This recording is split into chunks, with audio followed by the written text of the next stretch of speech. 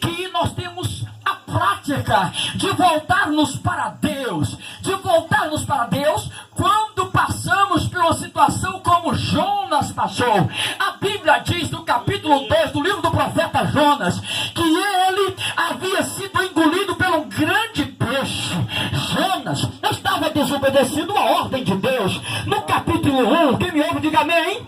No capítulo 1, Deus havia dito para Jonas e para Nínive pregar o amor e a misericórdia de Deus para aquele povo. Só que Jonas, ele simplesmente resolve ir para outra região. Ele então compra a sua passagem e vai para outra região. E quando ele vai indo para outra região, Deus visita a embarcação de Jonas, enviando uma grande tempestade. O barco quase que estava para afundar. O pessoal ficou aflito, o pessoal ficou atônito, analisando os dados geográficos da época. Aquela rota não tinha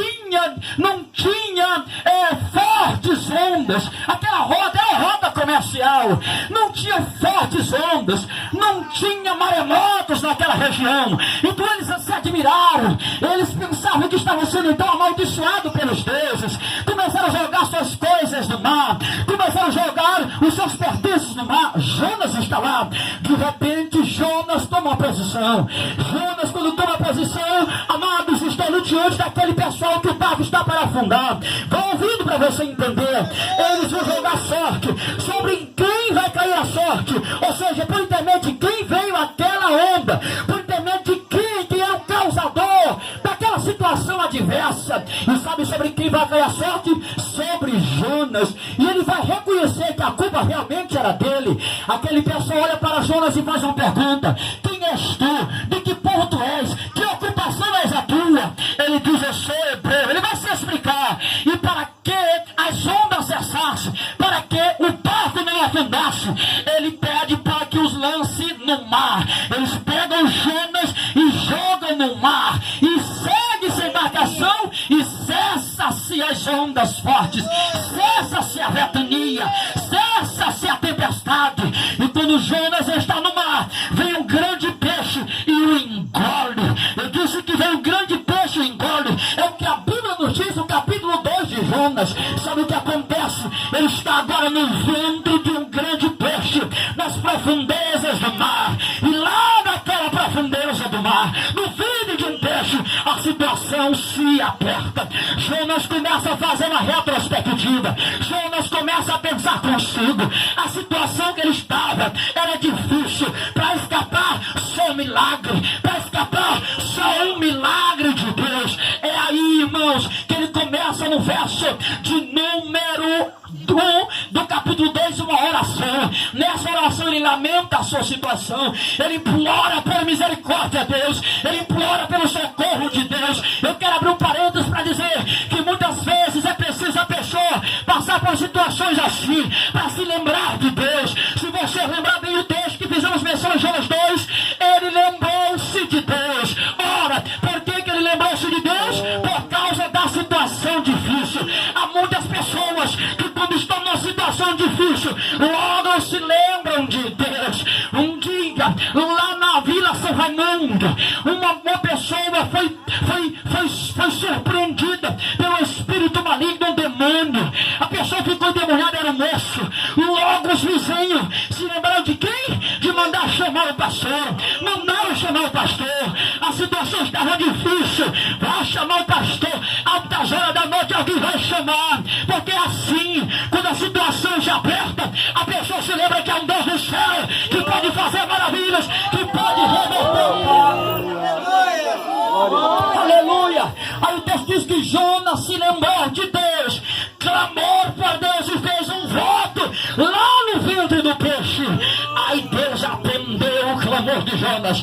Deus dá uma ordem para o peixe, e o peixe, grande peixe, vomitou Jonas lá em uma terra seca. Aleluia! E ele então se prontificou para pagar o seu voto. Agora deixa eu dizer uma coisa: isso é um ato de uma graça, de uma ação da graça comum de Deus, de socorrer alguém que está em aflito. O que eu preciso destacar é que a graça comum é um benefício temporal. A graça comum é um benefício ocasionado pela situação que a pessoa passa, mas a graça comum não garante salvação da alma. A graça comum não garante a morada no céu. Eu vou repetir, a graça comum só pode te livrar por um momento de uma situação difícil. A graça comum só pode trazer um alívio à tua alma e ao teu espírito por um dado momento. Mas a graça comum não beneficia ninguém a salvação. Quem está entendendo, diga amém. A graça comum é manifesta ao bom e ao ruim, dependendo da situação. Mas a graça comum não garante salvação. O apóstolo Pedro deixa claro no capítulo 4 do livro a qual ele escreveu na primeira epístola, meus amados, que nós devemos saber administrar com sabedoria os dons ou a graça que nos é recebida. Por que Pedro disse isso? Porque às vezes somos beneficiados com a graça comum e nos acomodamos. Já Deus está me ouvindo, então está tudo bom. Eu clamei, ele me ouviu. Ele te ouviu, não foi porque tu merecia. Ele me ouve não é porque eu mereci, é porque ele é misericordioso. Eu preciso saber administrar isso e entender que esta graça é só um favor memorável de Deus. Eu preciso ir mais além para poder ter a salvação da alma.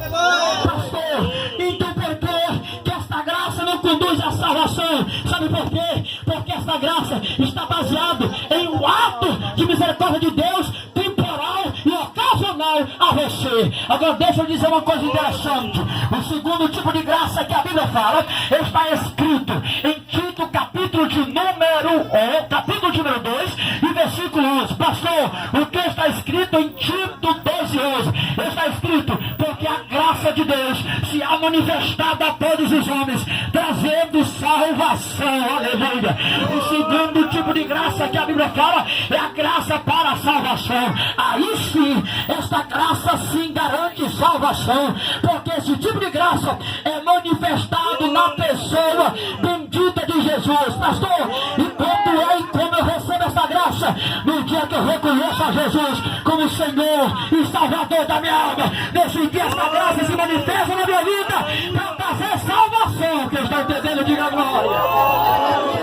Então nós não podemos nos acomodar, nós não podemos administrar mal as oportunidades que Deus nos dá. Sabe, pense comigo, quando que nós administramos mal a multiforme graça de Deus? Quando eu recebo a graça comum e eu fico conformado, eu me acomodo com a situação. Quando eu recebo a graça comum, um dia eu conversava com o moço que a vida espiritual dele não estava boa, a vida espiritual estava toda defasada, a vida espiritual estava toda desmantelada, a vida espiritual estava toda arrasada, toda quebrada. E eu conversava com ele e explicava-lhe acerca do evangelho. Ele dizia: pastor, eu vou deixar um pouquinho para frente, Deus tem até me abençoado, Deus tem até me ajudado. Eu digo: cuidado, rapaz, tu estás administrando mal esse dom, esta graça, esse favor de Deus. Deixa eu te dizer uma coisa: a misericórdia de Deus, ela só não tem fim sobre quem teme a Ele. Para aquele que não teme o seu nome, a misericórdia tem fim, ela vai cessar, ela vai parar, ela vai chegar ao fim. Então não desperta enquanto há tempo, antes que essa graça se pare, se cesse, antes que a misericórdia feche-se a porta. Tenha cuidado, porque às vezes a gente administra mal os dons que recebemos de Deus. Outro exemplo, quando a pessoa administra mal a graça de Deus, ou a graça comum, é quando a gente só quer a bênção, mas não quer o abençoador. A gente só quer a bênção, mas não quer o abençoador. Eu pregava na Vila Labote um dia desse, e quando eu estava ministrando a palavra, eu pregava sobre o amor de Deus em João 3:16. Depois que eu terminei de pregar, eu fiz apelo pela graça de Deus. Parece-me, se a memória não me teve 3 almas a aceitar Jesus. Eu fiz apelo, depois eu disse: eu vou orar agora para Jesus curar. Quando os querem oração, veio a multidão para receber a oração. De descrente, veio receber a oração.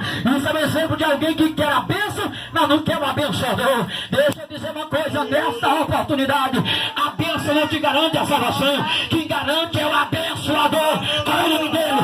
Todo-Poderoso, Deus Criador dos céus e Deus Criador da terra. Aleluia, oh glória a Deus. Então administre com sabedoria os dons que Deus confia a você. A graça para a salvação salvação, a graça da salvação. A Bíblia Sagrada diz, em Efésios capítulo 2 e versículo 8, pela graça sois salvos, mediante a fé. Isso não vem de vós, é dom de Deus, aleluia. Verso de número 9, não é de obras para que ninguém se glorie ou glória. Paulo está falando que a graça de Deus traz salvação para aquele que com fé põe a fé na pessoa de Jesus de Nazaré. A Bíblia Sagrada diz, em João capítulo de número 13, versículo 17, porque Deus enviou seu Filho ao mundo, não para que condenasse o mundo, mas para que o mundo fosse salvo por ele. Aleluia! A graça salvadora é manifestada na pessoa de Jesus. É só recebê-lo, é só crer nele, é só